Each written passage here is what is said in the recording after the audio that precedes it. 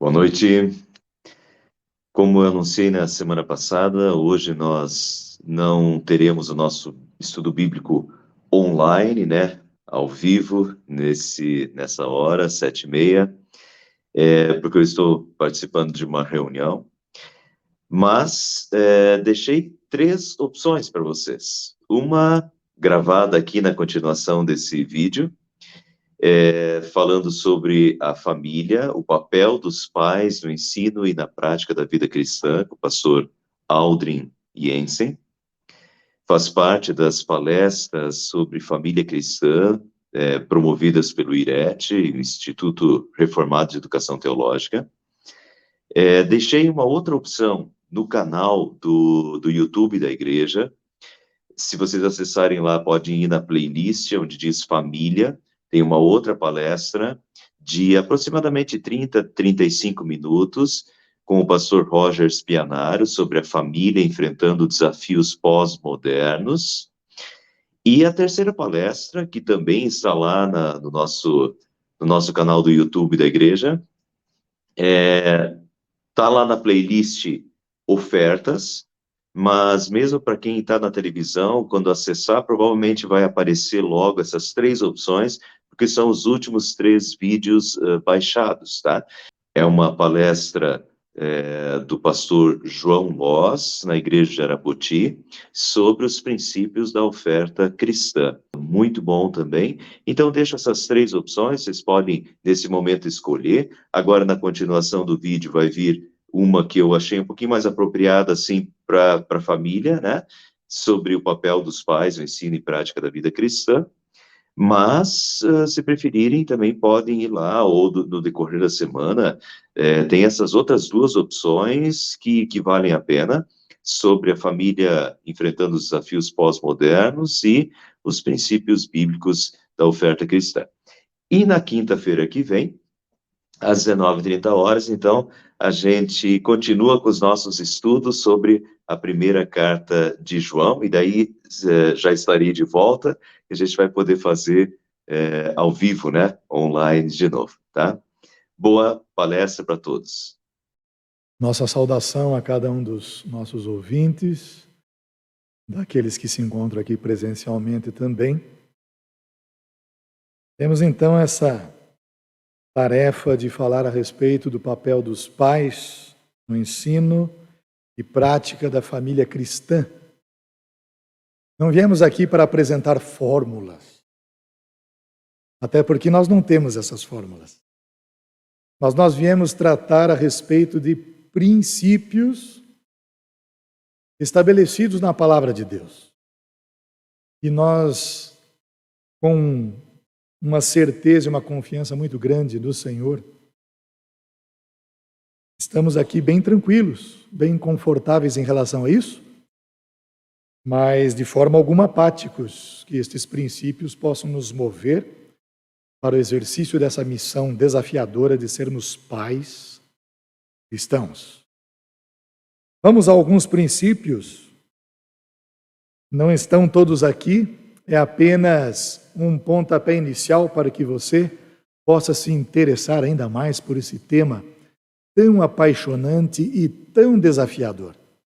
Ser um pai, ser uma mãe, ser um avô, uma avó, um opa, uma oma, neste desafio de trabalharmos no nosso lar, na nossa casa, com as Sagradas Escrituras. Esse nosso livro inigualável, único. Enfim, é a nossa única e suficiente regra de fé e conduta. E essa máxima inclui sim os pais. Primeiro princípio, você já se deparou com aquela frase: não criamos os nossos filhos para nós, mas para o mundo? Tenho certeza que você já se deparou com esta frase. Inclusive, muitos pais cristãos se utilizam dela. Mas a verdade bíblica nos ensina que não criamos os nossos filhos para o mundo, nem mesmo para nós. Não criamos os nossos filhos para eles mesmos. Nós criamos os nossos filhos para Deus. E isso é de vital importância. Temos um fato corriqueiro, mas ao mesmo tempo preocupante.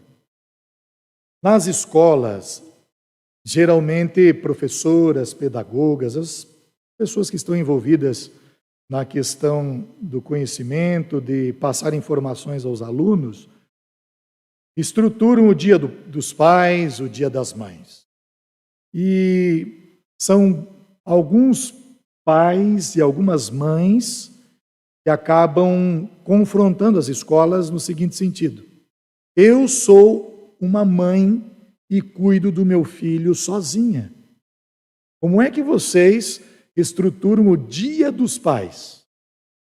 Vemos pais que também chegam a desafiar as escolas, dizendo às pessoas que estão responsáveis pela organização, coordenação, enfim, dizendo-lhes: eu sou um pai solteiro e eu cuido da minha filha. Como que vocês promovem o Dia das Mães? Muitos pais cristãos se deparam com situações semelhantes.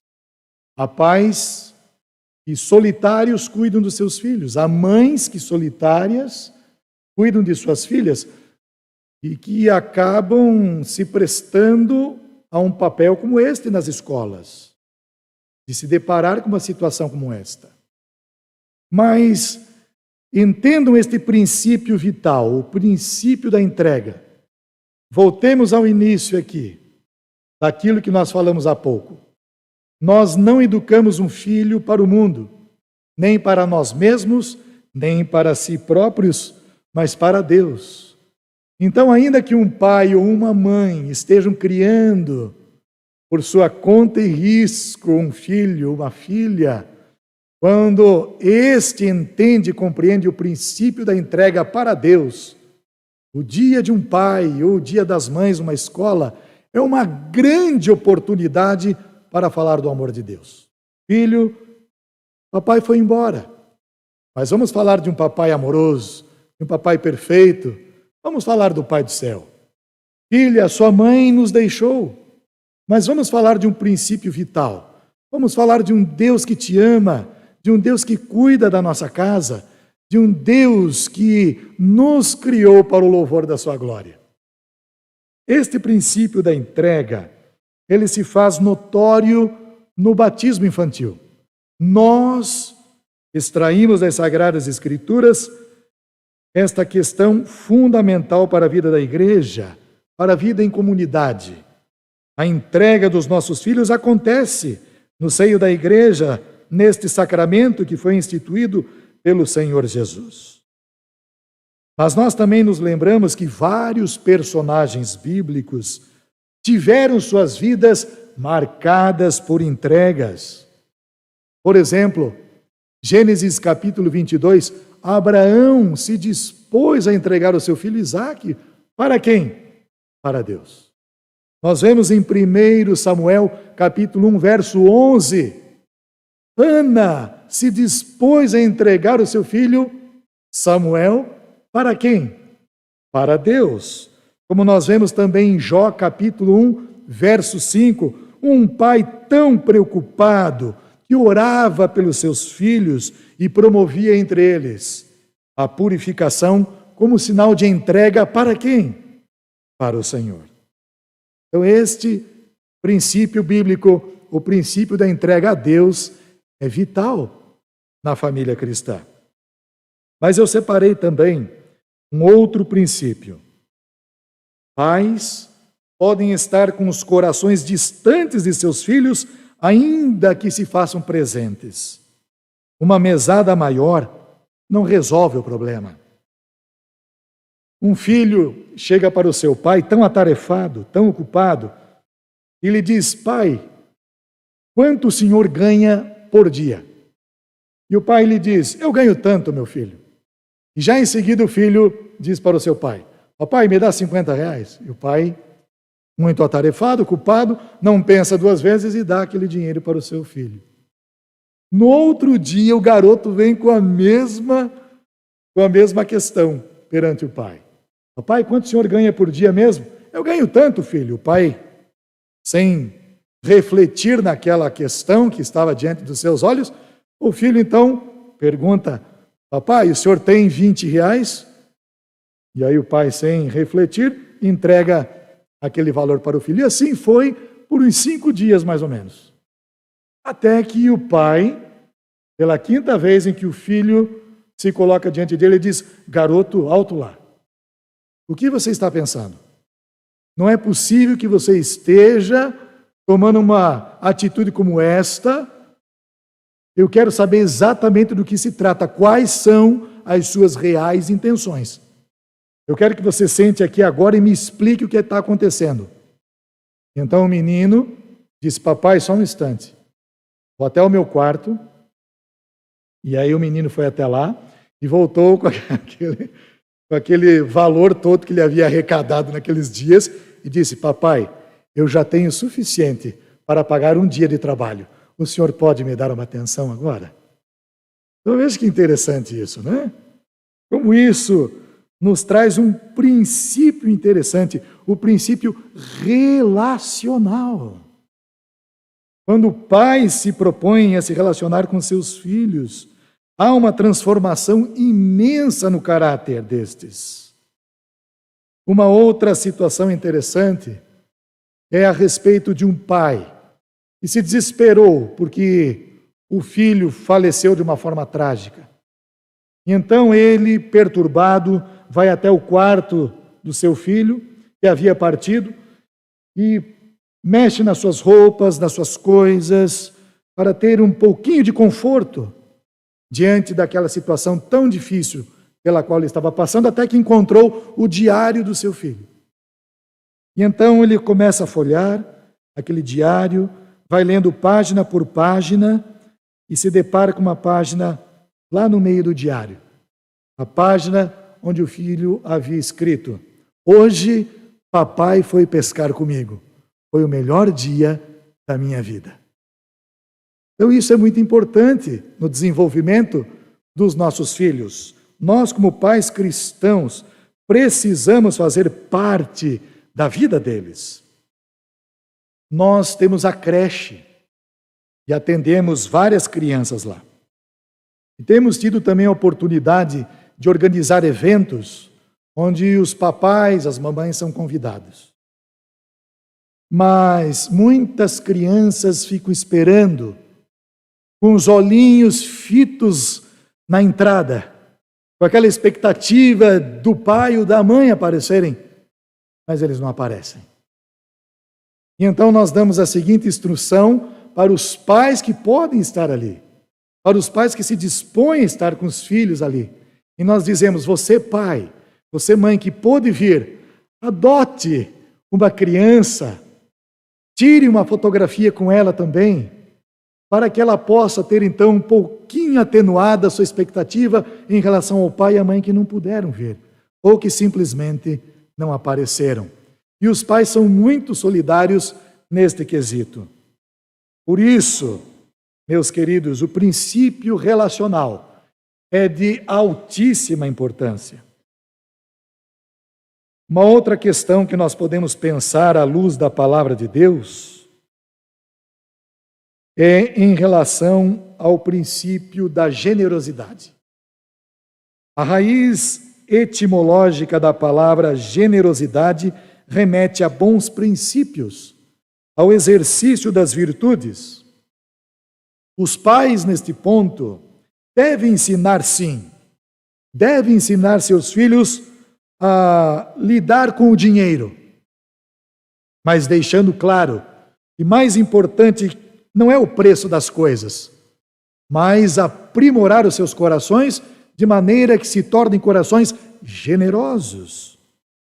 2 Coríntios capítulo 2, verso 12, deixa muito claro que Deus é a fonte perfeita. Deus é generoso pelo simples fato de nos agraciar com o seu Espírito Santo. Então, desenvolver nos nossos filhos e filhas esta generosidade que apela para o exercício das virtudes, que apela para questões imprescindíveis, no sentido de ajudar as pessoas, para que elas não apenas recebam de uma questão material, cotidiana, mas que elas sejam também auxiliadas no sentido de obterem conhecimento, de serem gratas pelas pessoas que as ajudaram a alcançar determinados objetivos, a galgar patamares que levam às vitórias. É fundamental, isso é generosidade. Generosidade, portanto, não se refere apenas ao pão material. Se refere, sim, ao compartilhar do conhecimento, ao compartilhar da fé, ao compartilhar de experiências, ao compartilhar dos ouvidos e dizer aos filhos: emprestem os seus ouvidos para ouvir histórias que os seus avós gostam de contar, seus tios, sua parentela. Empreste os seus ouvidos para que você possa entender como foi que os seus pais alcançaram seus objetivos, galgaram ali patamares maiores e foram vitoriosos e bem-sucedidos em muitas coisas. Este é o princípio da generosidade. Compartilhar esses momentos é muito importante. A generosidade, ela é vital, porque ela nos liberta do egoísmo. Isso é algo que precisamos refletir. A generosidade é, portanto, um outro aspecto que nós deixamos para a nossa reflexão nessa hora. Mas há também um quarto princípio, o princípio da confiança. Quando os pais conseguem estabelecer este princípio em seus lares, nós vemos a beleza deste lar gerar filhos seguros, filhos ancorados na verdade, filhos que começam a tomar decisões e a correrem riscos, porque isso faz parte do amadurecimento dos filhos, faz parte do desenvolvimento do seu caráter. Pais irritados, isso é interessante porque está de conformidade com este princípio bíblico. Pais irritados geram filhos inseguros e imprimem o desânimo em seus corações. Muitos filhos estão por aí desanimados, cabisbaixos.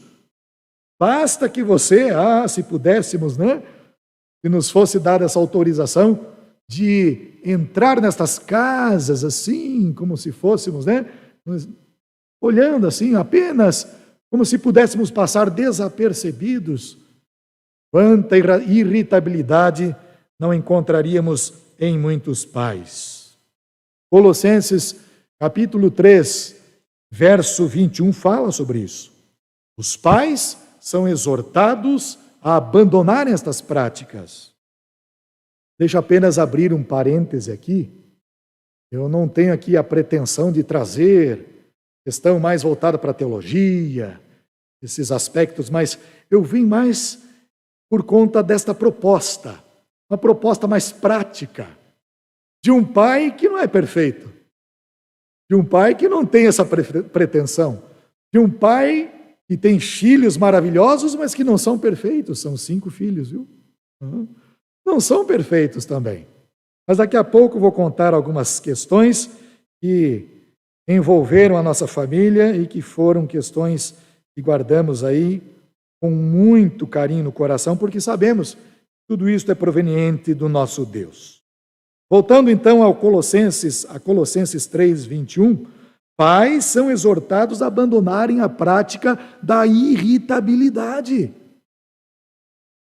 Essas irritações podem vir por algumas questões. Por exemplo, pela falta de temperança. Aqueles pais explosivos. Pais que têm o pavio tão curtinho e logo começam a descontar em cima dos filhos. Por situações que não estão dando muito certo, por situações que não correspondem com suas expectativas, e os filhos muitas vezes acabam arcando com esta irritação no seio de sua casa. Mas também esta irritabilidade que afeta o coração dos filhos, não irritem os vossos filhos, para que não fiquem desanimados. Isso se expressa através de comparações. Olha, meu filho, o seu irmão, ele conseguiu. E por que você não consegue? Veja como seu irmão é estudioso, você tem que ser igual a ele. Veja a sua prima, como ela conseguiu alcançar os objetivos, e você, filha, ainda aí tão acomodada. Estas questões irritam os nossos filhos, porque vêm de pais que não refletem sobre essas coisas. Mas quando nos dirigimos a pais cristãos, nós estamos certos de que estes podem acolher estes princípios em seus corações para que haja uma transformação em suas famílias. Mas nós vemos que os filhos ficam irritados também por palavras depreciativas. Você não vai dar nada na vida. Você é um preguiçoso. Por que você é isso? Por que você é aquilo? Você nunca vai encontrar um trabalho deste jeito. Palavras depreciativas e por aí vai, amados. Isso é muito complicado na formação do caráter, no processo de amadurecimento dos nossos filhos. Esta questão, onde nós vemos muitos filhos irritados, acontece por causa da indiferença. Aquele filho chega com o boletim todo marcado em azul, para o papai, para a mamãe. Veja, mamãe, como as minhas notas são altas, não tenho tempo de ver isso agora. São pais que não vibram com a conquista dos seus filhos, pais que não vibram ou que são indiferentes com as vitórias que eles alcançam dia após dia. Essa indiferença traz irritabilidade para a vida dos filhos em casa. A confiança dos filhos neste ponto se fragiliza, porque eles ficam irritados por conta de pais irritados, indiferentes, pais que acabam sendo relapsos neste princípio tão importante. E isto tem trazido ou tem intensificado um problema muito crônico na nossa sociedade. Filhos passam a confiar em pessoas erradas. E passam a confiar em si mesmos também. E por que isto? Porque procuram evitar os seus pais. Procuram evitar os seus pais. E é uma lástima quando os filhos perdem a confiança nos seus pais. Por isso, esse princípio da confiança precisa ser resgatado com urgência em nossos lares cristãos. Separei aqui mais um outro princípio, o princípio da descendência. Não é bom pensarmos que um dia tivemos os nossos bisos, os nossos avós. Como é bom pensar que os nossos pais nos deixaram algum legado ou legados imprescindíveis para a nossa conduta, para o nosso procedimento e poder passar isso para as próximas gerações. Provérbios capítulo 17, verso 6, diz o seguinte: filhos que se orgulham de seus pais são coroas para seus avós. Que coisa bonita isso! Aí eu fiquei refletindo, preparando esta palavra. Geralmente os filhos se orgulham de seus pais, não porque os pais são perfeitos, mas porque eles sabem que os pais são responsáveis. Os pais assumiram esse compromisso da responsabilidade e deixam isso muito claro para eles. Até porque pais perfeitos, como falamos há pouco, não existem, não é verdade? Mas isto não os desqualifica para o exercício desta nobre missão maternal. Então eu vejo aqui muitos exemplos, isso é recorrente em nossos dias, a frustração que há em muitos avós. A frustração que há em muitos opas, em muitas omas, como é o nosso ambiente aqui, né? Meus amados, muitos avós se perguntam diante destas frustrações em relação aos filhos que se dirigem ou que se comportam perante os seus filhos de uma forma relapsa. E então esses avós se perguntam: onde foi que eu errei?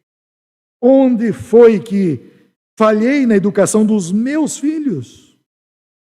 É complicado nós observarmos isto. E frequentemente são eles, ou seja, os avós, que acabam assumindo a responsabilidade na educação pelos seus netos, na tentativa frustrada de consertar aquilo que eles não deram conta. E no fundo, é isso que acontece com os avós. Se eu errei com os meus filhos, eu quero acolher os meus netos na tentativa de fazer diferente, para não errar como errei com os meus filhos. Mas isso é muito complicado. Nós vemos que as coisas não funcionam deste jeito. Muitos avós, por outro lado, se deleitam junto aos seus netinhos, né? Muitos avós podem dizer assim: eu estou aqui para estragar os meus netos. Cabe aos pais a responsabilidade, né, de colocá-los na linha. Uma outra ilustração que separamos aqui fala sobre aquela mãe enérgica. A sua filhinha ainda pequena aprontou. E o que a mãe fez? Teve que tomar providências para corrigir aquela menina, a sua filha.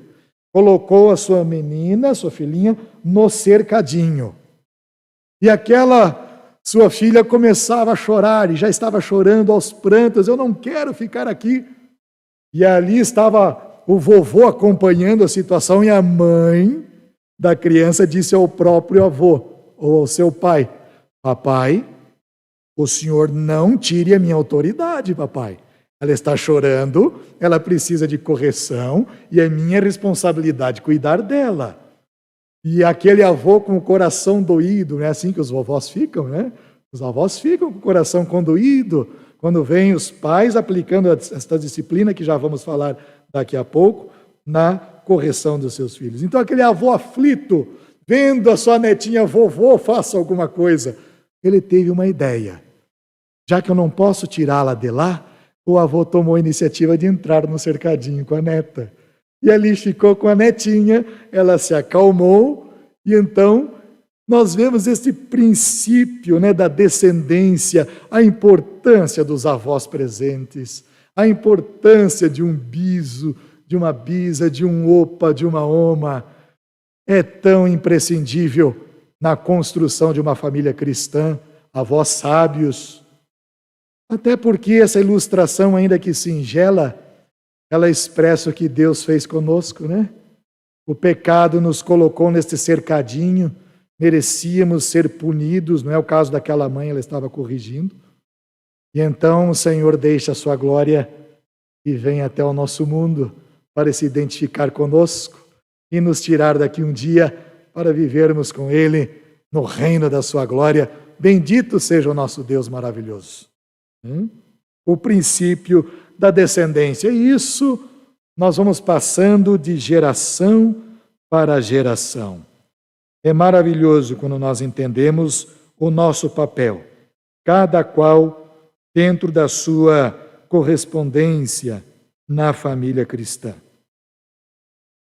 Separamos aqui também um sexto princípio, o princípio da continuidade. E tem tudo a ver, né? Tem conexão com o aspecto da descendência. Há uma frase, o autor aqui é desconhecido: não é nosso papel, ele diz assim então, né? Esse autor desconhecido, não é nosso papel deixar um mundo melhor para os nossos filhos, mas filhos melhores para o mundo. Você já ouviu essa frase? Que frase interessante. Mas antes de refletirmos sobre isto, à luz das Sagradas Escrituras, eu vim para contar algumas histórias. Eu gosto de contar histórias. E há uma outra história sobre um garoto na beira da praia. Tenho certeza que muitos já conhecem essa história, mas ela é importante e reforça verdades para nós aqui. Aquele garoto passeando à beira da praia, tendo diante dos seus olhinhos milhares de estrelas do mar encalhadas. E ele, em sua preocupação, ele toma uma decisão. Curva-se, abaixa-se, pega uma estrela e lança para o mar. E ali ele começa a sua missão desafiadora. Uma estrelinha aqui, outra estrelinha lá, outra estrelinha acolá, e chega então o adulto. E acaba dizendo àquele garoto: menino, o que você está fazendo? Você acha que é capaz de salvar todas essas estrelas aqui, encalhadas na areia? São milhares, é impossível, uma tarefa muito árdua. E aquele menino, no momento em que este adulto chega e indaga a ele sobre, ou lhe faz esta observação, este menino diz para aquele senhor: eu posso não salvar todas elas, mas se eu salvar esta aqui, já estou cumprindo com a minha missão e fico feliz demais da conta por poder devolvê-la ao mar. Então é isso que nós temos que observar na palavra de Deus e saber que pais cristãos vão além, porque estão alicerçados na verdade bíblica. E deixar filhos melhores para o mundo, claro que é um propósito interessante, mas não é suficiente. Não é suficiente. Na mente destes pais, dos pais cristãos, o interesse maior é deixar filhos preparados para a obra de Cristo, para desempenhar bem o seu papel como cristão e como cristã.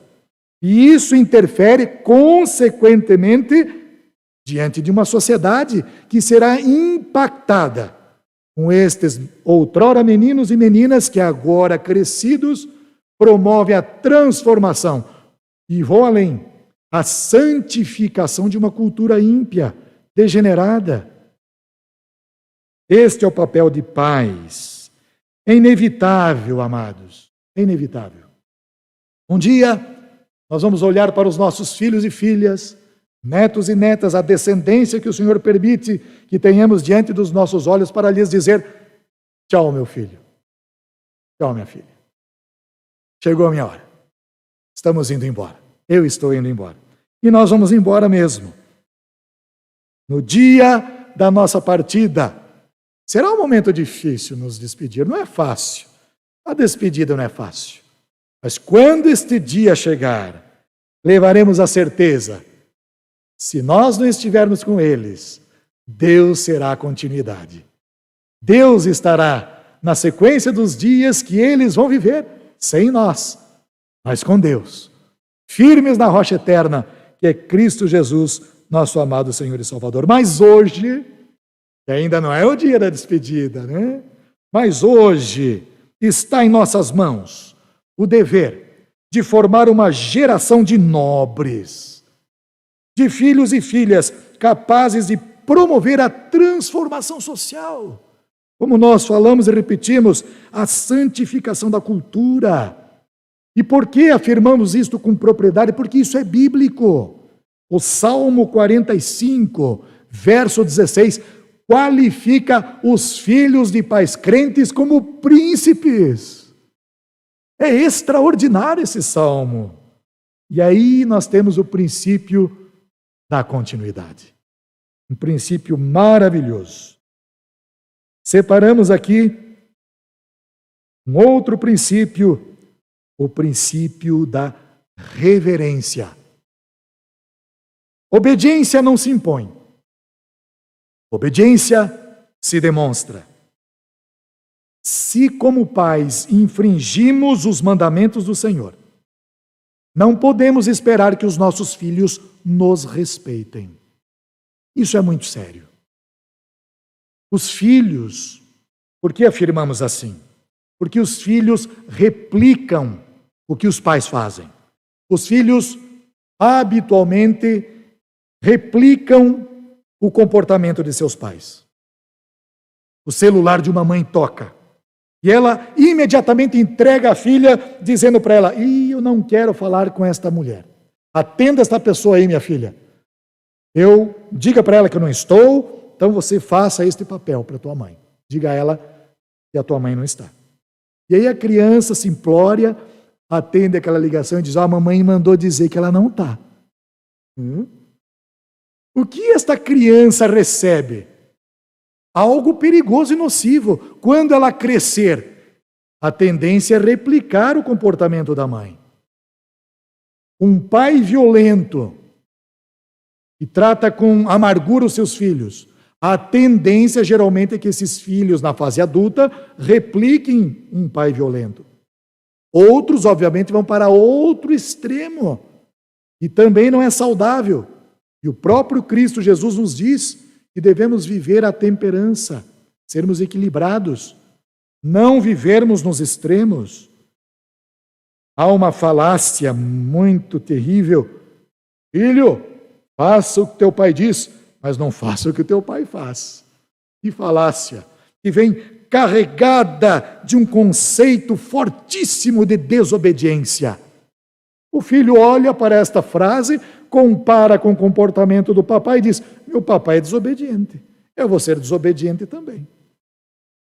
Mas entre pais cristãos, estou certo de que isto não ocorre, ainda que não sejamos perfeitos, porque estes pais sabem que um dia prestarão contas de seus atos para Deus. Por isso, este princípio da reverência está ancorado no Senhor Deus Todo-Poderoso, a quem prestaremos contas.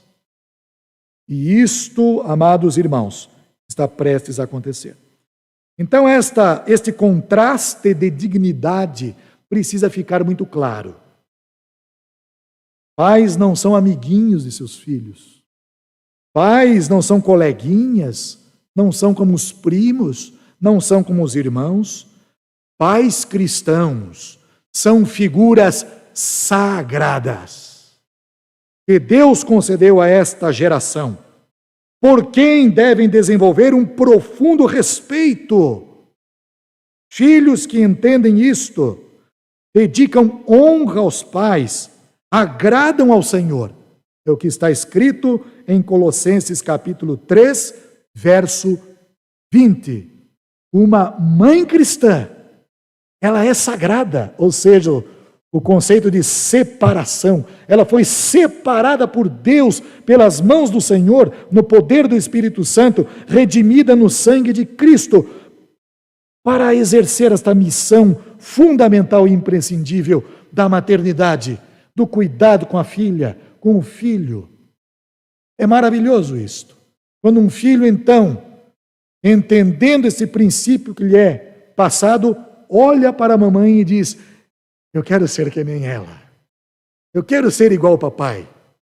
O apóstolo Paulo sempre, volta e meia em suas cartas, ele dizia que nós devemos olhar para Cristo e ser imitadores dele.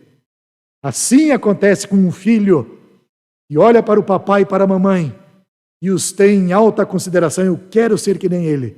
Eu quero ser que nem ela.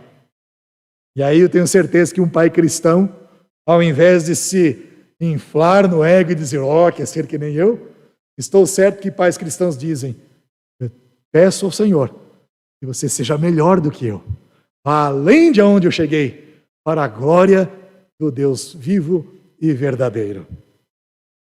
Outro princípio que eu separei aqui é um princípio importante, o princípio da identificação. Antes de ganhar os ouvidos de seus filhos, os pais devem aprender a conquistar os seus corações. Só então a recíproca será verdadeira. Não é verdade? Antes de ganhar os ouvidos dos seus pais, os filhos também devem conquistar os seus corações. Lembro-me de um certo acampamento para crianças. Nós havíamos organizado com a equipe de uma outra igreja onde fiz parte e trabalhamos lá por um tempo. Organizamos um acampamento para as crianças e lá estávamos nós, no momento da palestra, quando, para surpresa de todos ali, 2 garotos, nós pudemos vê-lo através daquelas grandes janelas que davam para o jardim, 2 garotos passeando lá fora, no momento da palestra. Eram filhos de pastores, e um deles era o meu filho. O meu colega de ministério esbravejou com o filho dele. Onde já se viu, menino? Venha para cá. Eu estou mandando você vir para cá. porque se você não vier vai te acontecer isso, você vai ficar de castigo. E eu quieto, porque este meu colega de trabalho era mais sanguíneo, vamos dizer assim, eu sou mais fleumático, tranquilo. E o menino dele olhou assim e só fez assim, ó, e seguiu em frente. Eu olhei para o meu filho e fiz assim, ó, e apontei para a cadeira vazia do lado. Ele veio e se assentou do meu lado. Eu aprendi naquele dia. Eu não estava diante de um filho perfeito. Eu aprendi naquele dia que o meu filho não estava diante de um pai perfeito. Eu e ele aprendemos naquele dia que os nossos corações estavam em sintonia. Esse foi o ponto vital naquele momento. Claro que por outras vezes os nossos corações estavam completamente um numa estação e outro na outra. É desafiador esse contexto em casa, né? Mas o autor sagrado, Malaquias capítulo 4, verso 6, nos diz que o Senhor converterá o coração dos pais aos filhos e o coração dos seus filhos aos pais. É o Senhor que promove essa sintonia, é o Senhor que promove este ambiente saudável e propício em nossos lares. Portanto, quando conquistamos o coração de um filho, nós ganhamos os seus ouvidos. Este é o princípio da identificação. Temos mais dois e depois finalizamos. Este princípio, ele é interessante também. O princípio da fé. O princípio da fé.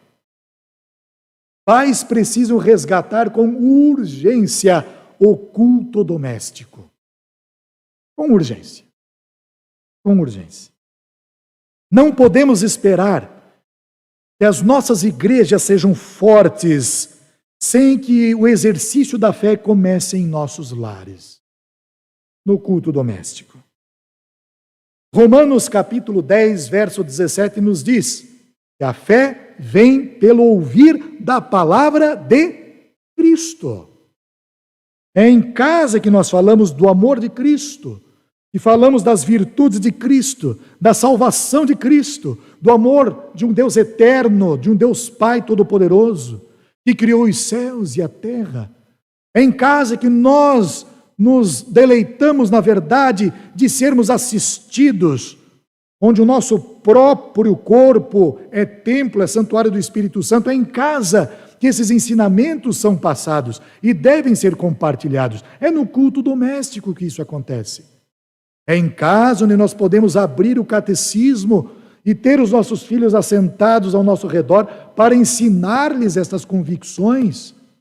São palavras extraídas da nossa infalível regra de fé e prática, as Sagradas Escrituras. É em casa que isto começa. Há uma outra história. Um pastor ficou muito assustado. O pastor estava em seu gabinete, em anexo ao templo, quando vê um caminhão de mudanças encostando em frente à igreja. Ele sai para ver o que estava acontecendo. Era a irmãzinha, com toda a sua mobília e os seus filhos juntos. Pastor, estou mudando para a igreja. O pastor ficou meio sem entender. Como assim mudando para a igreja? Pastor, eu quero morar na igreja. Trouxe toda a mobília da casa, porque eu com os meus filhos queremos morar aqui. Mas minha irmã não tem cabimento uma coisa dessa? Por que a irmã quer morar na igreja? Ah, pastor, porque aqui na igreja o meu marido é uma outra pessoa. O meu marido é um outro pai. Meu marido é uma outra pessoa. Terrível isso, não é uma ilustração simplória, mas que expressa muitas vezes o sentimento de muitas pessoas. O princípio da fé não pode ser vivida só como prática de poucas horas no final de semana. Este princípio da fé é vital para um despertamento vocacional a partir das famílias. E aqui, uma observação que me preocupa muito. Há muito tempo, Não temos recebido propostas de jovens aspirando o sagrado ministério. Temos sim um jovem, da nossa igreja, que começou a fazer a faculdade. Mas é muito triste quando nós identificamos isso. O que está acontecendo com as nossas famílias? E então nós olhamos para a igreja. É culpa da igreja? É culpa das famílias? Vamos assumir isso como família, Ô Senhor, tem misericórdia das nossas vidas. Desperta em nossos filhos esta vocação para o sagrado ministério, jovens que possam aspirar ao sagrado ministério, pessoas que possam se dedicar ao ofício, como presbíteros, como diáconos, missionários, evangelistas, mesmo no trabalho, no campo, na leiteria, mesmo como comerciante, mesmo como empresário, que esta vocação possa enriquecer estes ambientes onde os nossos filhos se encontram. O princípio da fé é vital, mas o que acontece muitas vezes é que esta fé doméstica tem sido terceirizada para a igreja. Não, meus filhos vão para a igreja e está de bom tamanho. Lé do engano, amados. Lé do engano. A igreja tem sim papel vital, claro, na formação do povo do Senhor. Mas eu reitero, pensar que algumas horas nos fins de semana é garantia de uma fé vigorosa é, no mínimo, um grande equívoco. A nossa confessionalidade está balizada em fatos substanciais. Por exemplo, a ressurreição do nosso Senhor Jesus Cristo é um deles. Essa confessionalidade precisa fazer parte do nosso ambiente familiar. Precisamos resgatá-la com urgência em nossos lares. O princípio da fé que nos vem por esta confessionalidade contribui sim para que os corações dos nossos filhos e filhas amadureçam e frutifiquem neste maravilhoso presente que recebemos das mãos de Deus, a dádiva da fé. Essa vivência em casa vai, com certeza, proteger os nossos filhos e filhas de uma cultura ímpia, degenerada, extremamente perigosa. E, por fim, um princípio que nós falamos ainda há pouco, o princípio da disciplina. Exercer a disciplina não é fácil. É um grande desafio. Ainda mais quando os nossos filhos e filhas estão debruçados em cima desse equipamento, não é mesmo?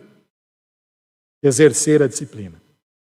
Nós não estamos aqui, como pais cristãos, nos referindo à disciplina no sentido punitivo da palavra.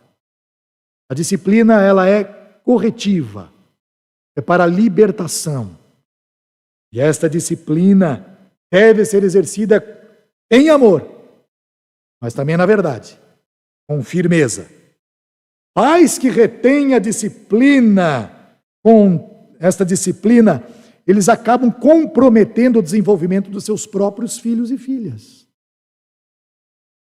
A disciplina, ela está associada a este caráter, de repreensão severa, mas disciplina não é isto. Disciplina contém um conceito muito mais profundo biblicamente falando. Quando a Bíblia fala de disciplina, a Bíblia está falando de treino que vem por meio das práticas rotineiras em nossa casa. Disciplina é isto. Práticas rotineiras.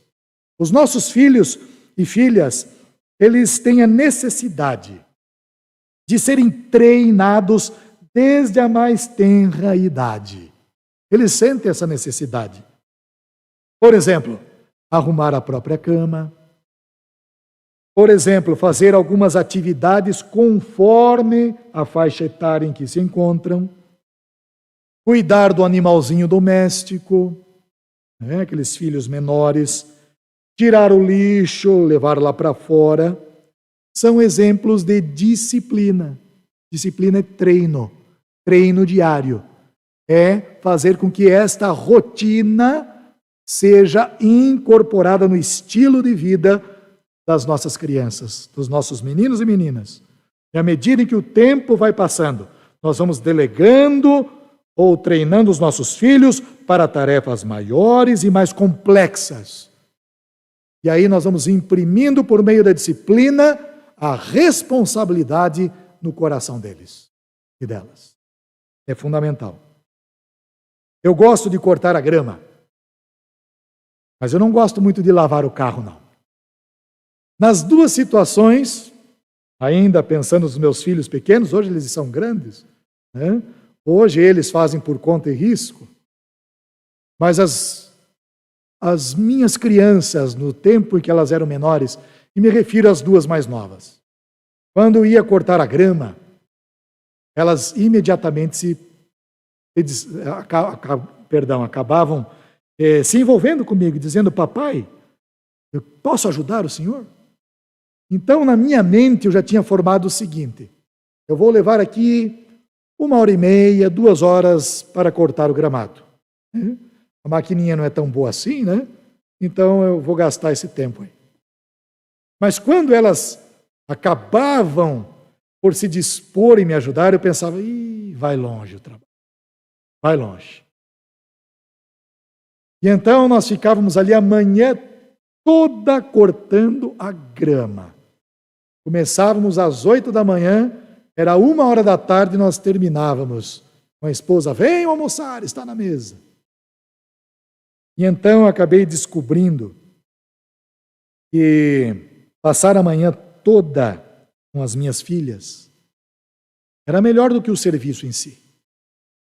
Aquele serviço não ficava do jeito que eu queria que ficasse, porque elas eram limitadas. Elas não sabiam cortar a grama como eu queria que a grama ficasse. Elas não sabiam varrer uma calçada como eu gostaria que a calçada ficasse. Elas não sabiam guardar aquele volume da grama que sobra naqueles sacos que depois eram descartados. Elas não sabiam. Mas eu aprendi com o Papai do Céu: filho, você acha que o trabalho que você faz para mim é do jeito que eu quero? Veja as suas limitações. Veja o quanto você é pequeno. Veja o quanto você precisa de mim. Mas o que é mais importante que eu aprendi neste princípio da disciplina é que o Senhor não afasta a sua mão de nós. Porque para Deus não há privilégio maior do que estar no meio do seu povo. Ainda que pequeno, fragilizado pelas consequências danosas do pecado, mas ali está o Senhor, enchendo o nosso coração de alegria para uma obra que continua, sob a disciplina, porque o que nós estamos fazendo aqui, amados, não passa de um treino, da obra que nos aguarda junto a Cristo. Muitos pensam que o céu será o descanso. Claro que será. Vamos descansar em Cristo e podemos fazê-lo já. Mas o céu é um lugar de uma obra que será perpétua, a obra do louvor, a obra da adoração, a obra do aprendizado eterno diante de um Deus cuja fonte de sabedoria é inesgotável. E eu não quero estar lá sozinho. Eu quero vê-los lá também. Mas quero ver os meus filhos também. E quero ver as minhas netas e netos usufruindo deste lugar maravilhoso que a palavra nos garante está sendo preparada pelas mãos de Cristo Jesus. Não se turbe o vosso coração. Creiam em Deus. Creiam também em mim. Pois na casa do meu Pai há muitas moradas. Se assim não fosse, certamente eu lhes diria nesta hora: pois vou preparar-vos lugar. Evangelho de João, capítulo 14, verso 1. Eis os princípios, foram 10, chegaram até aqui, graças a Deus, né? Que Deus então nos abençoe a todos. São apenas alguns princípios que a gente coloca diante da sua vida, para que você possa se engajar e descobrir outros tantos que nos vem à luz pelo estudo sistemático, diário, na nossa meditação constante na palavra de Deus. Deus seja glorificado e exaltado em sua beleza, em sua majestade, em sua formosura, bem como na igreja, bem como também em nossas famílias. Louvado seja o nome do Senhor. Muito obrigado.